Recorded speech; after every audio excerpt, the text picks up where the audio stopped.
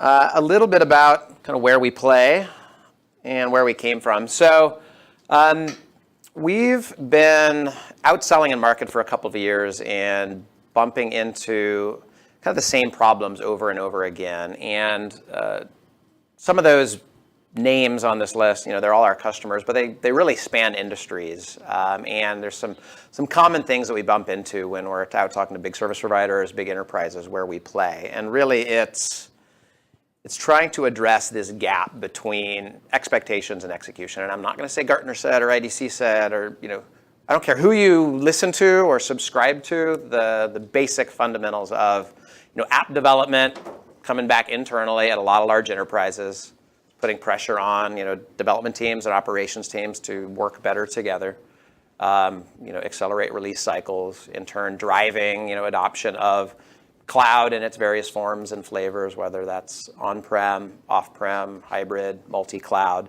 That's kind of the big trend piece. On the flip side, what we see when we walk into a lot of these big accounts and they reach out to us is they've tried various automation projects over the last 4 or 5 years, and it's a lot easier said than done. They've struggled at large scale trying to knit together the handoffs between people, between teams, between tools, between technologies. And I was actually talking with one of the customers on that slide the other day, and their mandate from corporate for their architecture and engineering team was, to get out of the way. I mean, that was basically their mandate. Having service levels of 40, 60, 80 hours to provision a new machine for a development team is not unheard of. It's pretty common. We bump into that all the time. So those are kind of the problems that we address. And I think one of the reasons it's so hard is that, right? I think you guys have all, from a practitioner perspective, implemented, seen, drawn, experienced, lived, basically this mess of infrastructure. And whether or not a customer has all of the logos on that slide, most of the big enterprises we talk to have at least those classes of technology, right? They're trying to knit together, their CI/CD process, their ITSM tools, where and how do they deal with config management? How do they migrate from bare metal to VMs to containers to serverless, all the different platform architectures? How do they manage the tools bespoke for each public cloud, right? They're using AWS for certain apps, but they don't want to be locked in. So what do they do with Azure, with IBM, with Oracle? The challenge of tooling all of those various elements and doing it efficiently and doing it at high velocity is really where it gets sticky, and that's where we play.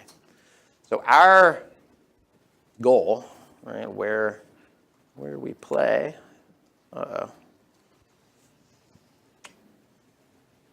is as an abstraction layer on top of as much of that as possible. And one of the things we're going to go through in the demo, and hopefully you'll see, is how we bring all of that together for these large customers in hopefully a pretty seamless way. But a lot like VMware abstract compute and change the world, we're trying to abstract and insulate IT shops from a lot of that underpinning complexity to help them automate their release cycles, their provisioning. And the use cases tend to be driven from a couple different angles. You've got infrastructure and ops teams who really it's just about better governance, getting better visibility into their environments, or on the dev side, people who are actually wanting self-service automation, want to bring their own tools to the party, but still need to work within the bounds of what IT wants them to do.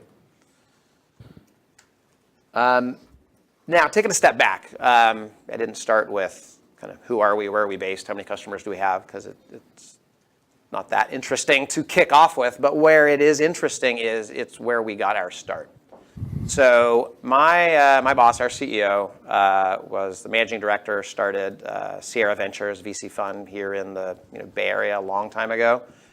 Worked there for a long time, sold his stake and started a private equity company, Bertram Capital. They're based just up the road in San Mateo. When he made that switch to private equity, he didn't want to lose that Silicon Valley entrepreneurial tech savvy spirit. So his play in private equity was to create a team of the best developers, IT guys that he could find, and use that engine to go transform companies that he was buying and investing in as a private equity fund. Investing largely in, low-tech, mid-tech companies and pretty, non-tech sectors where the application of app development, database rollouts, ERP systems could help them differentiate and incrementally add value within their category. So to do that, this team needed to be able to walk into just about any environment. You can imagine having 20 some odd portfolio companies. They're going to walk into any infrastructure, app development framework, public cloud, private cloud, environment on the planet. So they needed tools that they could use to automate and very efficiently walk into those environments and do their transformation tasks. And that's not that different from what we see now when we're walking into big companies like AstraZeneca and BlackRock, right? A lot of these companies are as siloed as 20 different, portfolio companies might be with their own tools. One of the examples I like to use is Beyond Trust, one of our customers, right? They were actually the merger of half a dozen different security, projects that they needed to bring together. And so they needed to enable those different development teams to still develop their way, use their tools. They each had kind of their own version of what they wanted to do from a tools perspective. But on the ops side, they needed to standardize how they did deployments, how they did provisioning, and do it very efficiently with a pretty lean ops team. That's not that different from what Bertram needed to do with its portfolio companies. So that's about 6-7 years ago that this was going on. Fast forward 3 or 4 years, these guys had built up their own tool set. At the time, they had played with things like Cloud Foundry, with some of the VMware automation stack, and just weren't finding what they needed. And so they ended up building their own tools to do automation, do orchestration. After a while, some of the portfolio companies got spun out, reached back and said, "Hey guys, we need access to the tools we had when we were part of the mothership. Do we buy them from you? How do we license them?" And they kind of realized they really had a strong play that they could take external. So Morpheus was born out of that. We've been out selling for a little over 2 years as Morpheus Data as an external entity. But I think when you get into the tool and when the guys demo it and you dig into it, you'll see it's got a pretty robust feature set, a pretty broad set of integrations. And a lot of that comes from the bake time that it had as an internal tool set. And one of the things I love is that when we're demoing or talking to sysadmins, to practitioners who have lived and breathed, the mess that is trying to automate some of that nightmare, they tend to get it pretty quickly. And I think a lot of that comes from where the tool got its start. So Brad, what would you say that typically your competition was in the market? Just going right at it, Chris. I love it. I love it when we can help somebody save, $10 million plus on a VRA license and a professional services army. Red Hat Cloud Forums comes up, and in some occasions, I think the challenge, and as we go through kind of architecturally some of the premise, and I use that correctly, premise, not premises, the premise of the design center, right, is, we span pretty broad, and a lot of the tools are great if you as an IT shop want to change and conform to kind of a vendor's view of the world. And how much within that would you work with those solutions as well as compete against them? Because you can't necessarily rip everybody else's tools out to put you in. You might sometimes have to work with them. Even though Chris and I go way back, I did not pay you to say that. So a lot of our design center, as we go through, we have a lot of native built-in capabilities, but to your point, you can't rip out those tools. So we integrate with a lot of the tools that you'll see. We're probably more frenemies than anything in a lot of those environments. I've described it externally to some folks as self-leveling, a self-leveling software stack. We want to be able to walk into an environment that probably has, a variety of, somewhat dysfunctional teams oftentimes that have, they've got bare metal, they've got VMs, they got a guy in the corner who's still doing some Cloud Foundry stuff, another one who's playing with Kubernetes, and they need to kind of stop the insanity and bring a lot of that together under a common framework, do automation, do governance, role-based access, and plug into the rest of their tools. So we play very well with others. We'll go through.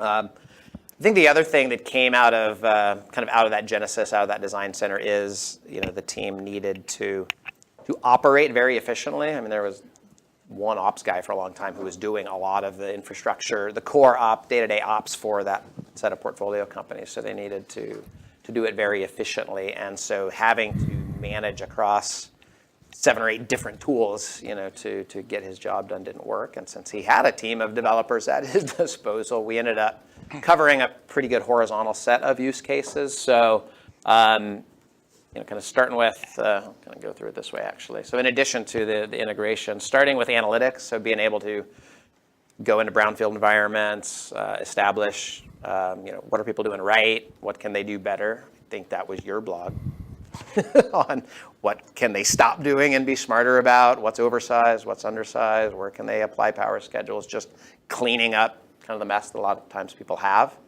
Why is it a mess?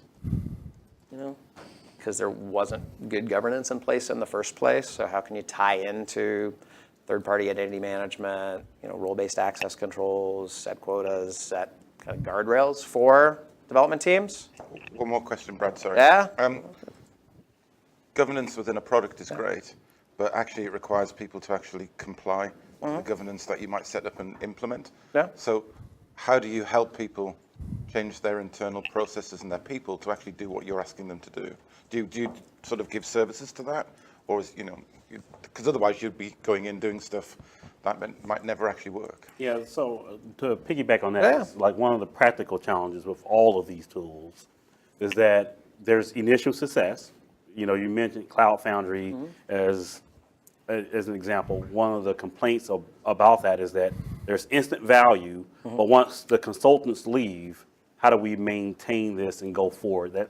That's kind of an oxymoron in enterprise IT, is that great tool, but there's not the intelligence and capability to maintain after implementation. Yeah, I'm going to split the answer maybe in two parts. So I think one of the things we've seen as we've gone into a lot of these large enterprises and kind of swapped out some of those other tools, if it's as much people in process as it is tools and technology in a lot of cases, for sure. Yeah. One of the things that we've found is oftentimes the tools were largely driven by kind of a single side of the equation, right? The police state, infrastructure and ops guys, or tools that the dev team really wanted to embrace. And if everybody doesn't feel like they're winning, right, they will pocket veto the tool and figure out a way to go around it for the most part. And so actually getting to the two centerpieces of this, it's having a tool that can set up those guardrails, can integrate on all the governance side, but on the dev side gives them the absolute freedom to use the projects they want, full fidelity CLI and API, tie into their CI/CD pipelines in the way that they want to work and conform to how they want to do development, not having something forced down their throat. And so being able to walk that line of having the traditional ops teams feel like they're getting their base level needs met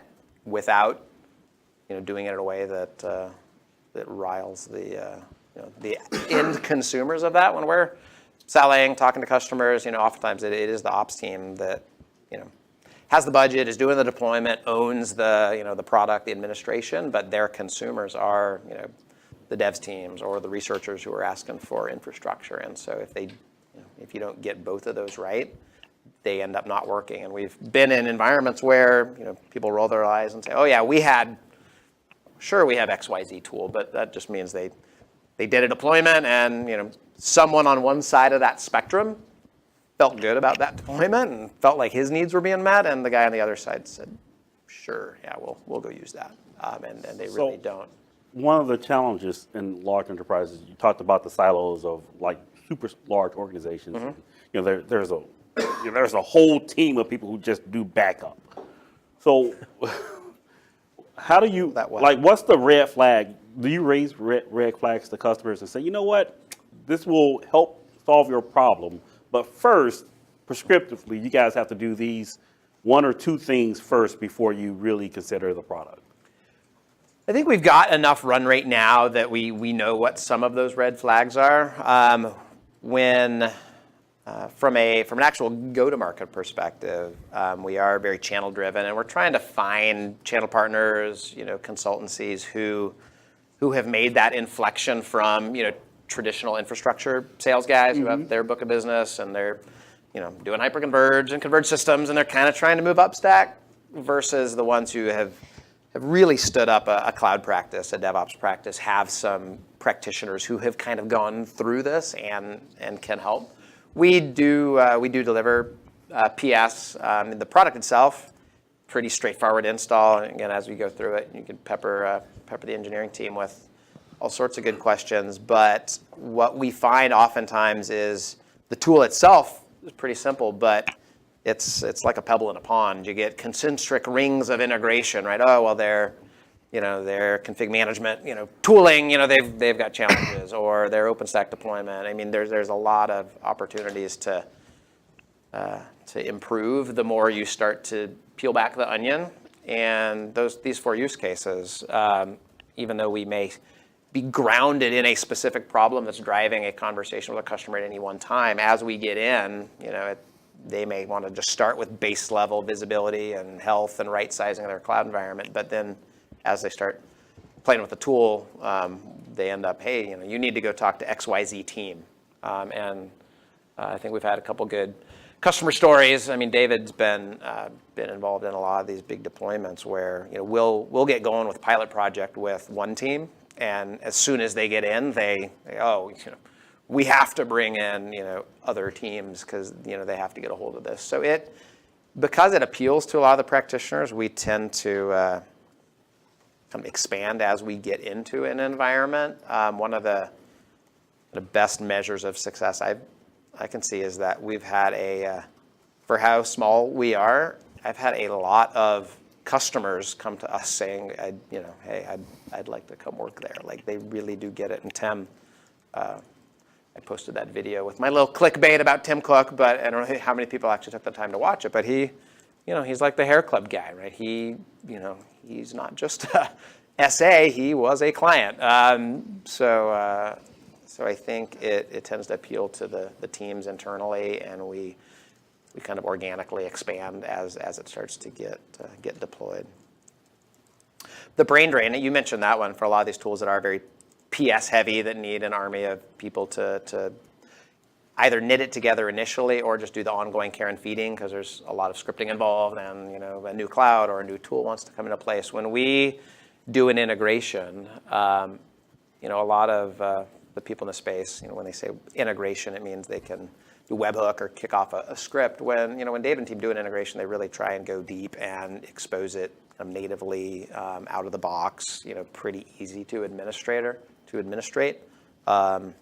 AstraZeneca, I was talking with them at Cloud Expo, actually, in the UK a couple weeks ago, and one of his points that he raised, when he was doing his side of the pitch, they had been using, another tool. I'm not going to throw anyone under their bus, but it had a lot of PS involved, had taken quite a while to deploy, and they still had a pretty long SLA just because they weren't knitting it together.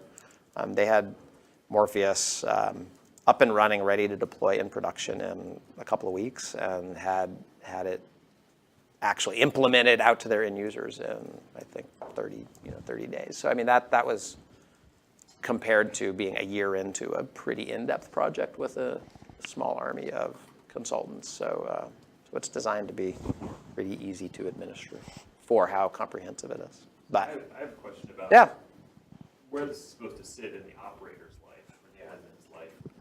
So is the intention that when an admin or operator's interacting with their backup software or a public cloud or whatever, they'll go to Morpheus to do that interaction, or are they still interacting through the native tools, but Morpheus is providing some layer on top of that of all this analytics, governance, et cetera?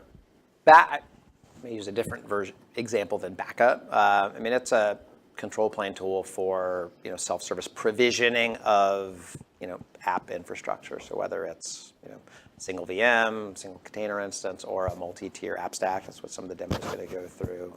Instead of going natively to Cloud Foundry, vSphere, AWS, Azure, IBM's interface, it abstracts a lot of those interfaces. So there's a standard way to deploy, to automate. So whether you're doing it automated through the CLI or API, or you've got an ops guy who still is the provisioning piece of the puzzle, he's got one way to go in to do that, independent of where that instance or that application is going to land. And then as part of that provisioning workflow, he can tie into their logging system, their performance monitoring system, map a backup job into something like a Veeam. So it's, single pane of glass is overused, and I'm not going to say that, but it's minimizing the panes of glass to hopefully minimize some of the pain.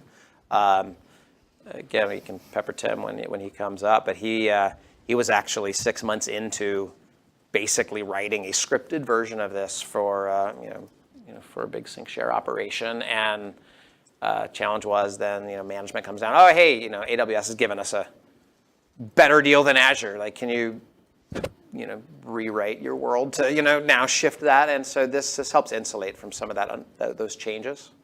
Abstractions tend to take the lowest common denominator that's common across all of the platforms. So how do you deal with like the secret sauce for some specialized services in the clouds or other pieces of software? Yeah, I'm going to invite, just because I could make something up. We don't actually do least common denominator when we do our integrations. We actually look at the abstraction as in-depth as we can. So this enables us to present features specific to Azure, specific to AWS, rather than giving you that kind of least common denominator approach. You don't have to worry about that typically. There are some. Can you repeat what you just said? I'm sorry. Yeah, so when we develop an abstraction, we actually look at the base underlying level of it so that we don't do least common denominator. So when I do an Azure integration or Azure Cloud, it actually has some features for Azure that you wouldn't get for AWS. So the way our API is structured allows that as well. So you're not fixed to just a standard set of parameters or properties for all the clouds, right? That's kind of how we laid that out. So I guess that when I think about abstraction, I actually do think about what you just said, least common denominator, because one of the points of abstraction is to make it easy to lift and shift, right? But if you start to get too specialized in what you're supporting, you're not really abstracted anymore. No, we still are. The way it works is we take the common stuff. So you do have the least common denominator abstractions, and you have the options to use the advanced stuff. So we can extend it. Okay, so you can choose the least common denominator, and if you really want to get locked in, go ahead. Exactly. Okay. Do you review that in terms of new features that come on from one vendor that you may have added in an abstraction, and then another vendor 6 months later adds that? Do you then sort of add that to that lowest common denominator to enable that lift and shift? Yeah, typically we do. We're adding a few right now, and I'll get into that later on. And then another thing we do is a lot of it's customer driven. So if a customer has a request for a new service or something that we haven't yet implemented, we'll go do that and we'll develop the abstraction for it so that we're prepared for any other clouds that start adding that type of abstraction later on down the line. And how would you sort of shift from using the sort of specialized piece that's only in that one abstraction to now using the common platform for that? Typically, it depends on what it is. Typically, we would make an API change, but still allow the legacy syntax to work and translate it for a period of time, and then we send out a release note to say, hey, you might need to change this, use a new API version controlling that. So that would kind of be a step if you did want to move to another provider that's now using that, you'd have to change to using that. But on the other hand, we know that people are not going to just lift and shift every week.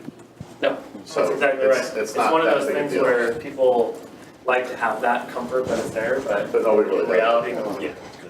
I mean, I was talking to somebody the other day, and he described it as kind of your point of automation is in a lot of ways your point of lock-in, and so we try and be at least a point that gives people as many degrees of freedom as possible versus automating your whole environment specific to each cloud or each platform.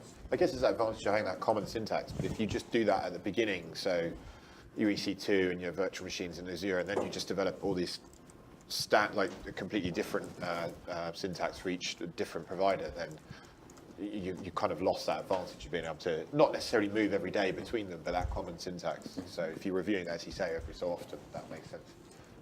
So one of the big challenges, especially you integrate with other tools, is service management of the orchestration platform. Are you guys going to get into service management around configuration control, CMDB, all these things, all these products want to be the master of the, they all want to be the master. Yeah. There can only be one source of truth. So operationally, can you guys talk through how you've resolved some of that stuff? So if someone says, you know what, I want to go all in on Morpheus, and Morpheus is our source of truth, it works out well. However, I see ServiceNow there. Yeah. I had a CIO tell me, you know, ServiceNow is our ERP for enterprise IT services, so therefore that is the source of truth. How do you guys play well with those things when it comes to service management specifically? Yeah, I mean, ServiceNow specifically, so I was, again, a customer-driven request. We have a full plug-in, and actually you could go into your ServiceNow interface and have the plugin from AWS, the plugin from PCF, the plugin from, plugin XYZ, or you have a Morpheus service catalog that is that. So we actually do a lot for, with ServiceNow. So a lot of it is like state. So you state of the orchestration tools, state of your existing infrastructure, and synchronizing state across tools. Because with any automation piece, when something does something that that automation tool isn't aware of, that's how you break automation. So how do you guys help synchronize state across those tools and environments? So we're talking, there's different things that have state, right? You've got your infrastructure layer is going to have its state. You've got your unified orchestrator like Morpheus is going to have state. Its state. You're going to have your ITSM tool. With the case of ServiceNow and a lot of these clouds, we actually do periodic syncing. So Morpheus is sitting between them, syncing all the states across them. So you get a synchronous state across them. That is true. There's typically only one single point of truth in most systems, and Morpheus helps maintain it across systems. Yeah, in some ways, because we try and play well with others, it's, again, a lot like pane of glass, saying orchestrator of orchestrator sounds like weighty and, heavy, but, something has to try and manage the neighborhood, or else it does get out of whack. Quick question, what's the average turnaround time for new integrations? Say I'm not using GitHub, say I'm using Bitbucket. What does that turnaround look for, that new integration? Yeah, so we've got for our large enterprise customers, if they're an enterprise class licensee, so we're a subscription, it's a yearly renewal based on size of environment. But if they're a large enterprise and they do a feature request, we generally 2 weeks. Get it in, very quickly. I think one of the things Astra said when I was talking with them about their case study, some of the larger vendors that have automation platforms, they may come out with a new feature release 2 or 3 times a year, and that's when they would get, their new release. David and team, as a marketing guy, it's kind of hard to keep up because they crank out a feature release about every 2 or 3 weeks with, to keep up with, that, that takes a lot of integration work. So they're a phenomenal team that keeps up with a lot of the new tools and the changes in, clouds or XYZ feature comes out. Largely customer driven. So to your point about new integrations, new requests, we've got some pretty substantial customer list of at least some big names, service providers. So they drive probably 60-70% of our roadmap choices are based on customer requests, and obviously the dev team has their own vision of where they want to take the product. So I want to ask about that because when you get into these integration plays, there's a trade-off. The trade-off is you can go really broad, and we've seen this play out over the last several decades, right? Especially with middleware and now as we started to get more into distributed computing applications, you can go really broad, but that doesn't give you the ability to go deep. So is the strategy to go broad, as you said? Is the strategy, when you talk about customer input and going with what customers are asking for, is the strategy then to add to this list in terms of more logos? Or is the strategy to say, well, to a point and then go deeper? Yeah, I'd say because if you do both, right, yeah, it's an unsustainable. You're going to fail. Yeah, there's a good way to It's only a matter of explain how time. we do this. So when we do an integration request, say it's ServiceNow, for example. ServiceNow was split into multiple phases of integration. So now it does ticketing, ITSM, CMDB. At the beginning, it just did a little bit of the ITSM or service catalog. So what we do when we get a customer request for a new integration, we'll look at what's the base requirements to get that integration out the door and service the customer. And then we'll take a look back, and we now have someone who's basically owning that integration. or a team owning that integration within our development structure. And they will look at it and say, how can we go more deep with this? How can we look at an abstraction that actually might work with things like when we go to Sharewell or Remedy, when we start adding those integrations. So that abstraction gets developed, and then we have a pluggable way to add new features down the line. So we go broad sometimes. We don't go add, for example, we don't have Sharewell yet. We don't have Remedy. We don't go try and get as many logos as we can. But when we develop an integration, we start at a high level and get it out the door, then we kind of go deeper into it before we move on to the next one. But if the next customer comes and says, okay, I want Remedy, and the next customer comes and says, okay, I want Sharewell. Right. The next customer comes and says, I want Zendesk. I mean, And if I compare I mean, I get where you're at of breadth versus depth. If I compare probably the first year of when we were out in market, we probably were, every new enterprise had their stack that we needed to integrate. We were adding integrations left and right at customer request. If I compare that to probably the last year, we can walk into most of pretty large enterprise environments. I mean, the logos that we have are sizable, complex environments, and we hit 98% of their requirements. We're not hitting a lot of net new feature requests, now compared to 18 months, 24 months ago.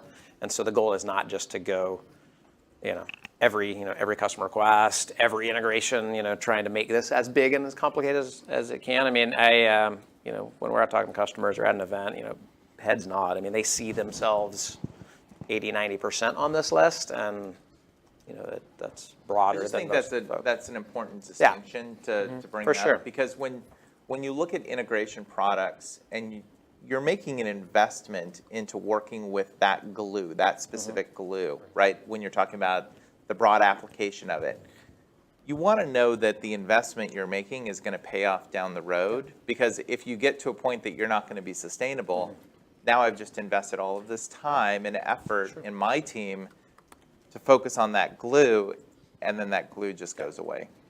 And that's dangerous. Yeah, again, being the jack of all trades versus master of none, or too broad versus too deep, I think we're at a point that we've got our core design center, our core use cases, most of the integration landscape that we're now focused on taking that breadth that we've kind of established, those guidelines, and then increasing the depth, the relative pace of scaling out versus scaling up. Storage, hook. The storage guys out there, where we're somewhat done scaling out. I mean, in terms of trying to cover net new use cases. The use cases are repeatable. They're coming up over and over again. Same integrations tend to come up, maybe with a little more depth. So, Right. But that's spot on question for sure. With these providers, do you have like an SLA for how quickly you add new features? So say AWS announces something new. It depends on what it is. So if it's an abstraction we have, like for example, the GitHub versus Bitbucket, that would probably be a 2-week SLA because it's an existing abstraction. If we're talking about a brand new abstraction or concept that's not part of the product, that would take longer. So sometimes maybe a month or 2 months. We normally would assess it first and give an SLA within reason. Normally never exceeds 90 days. That's the top. Is there support for anything custom to where the end consumer can extend the tool to Yes. support, say, a homegrown CMDB or something like that? Jumping straight to the roadmap plugin section. I like where you're going. We have automation workflows that allow you to do this. Scripting, you can write your own scripts if you want to. That's why we talk about some of our competitors say they integrate with this product and you're writing a script. So we don't call those integrations per se. But yes, you can go in. I think we just did a cool one where Adam did a Palo Alto Layer 3 networking request in automation workflow to actually add the Layer 3 networking, things like that. So there are ways to add feature functionality without needing a feature request on the tool.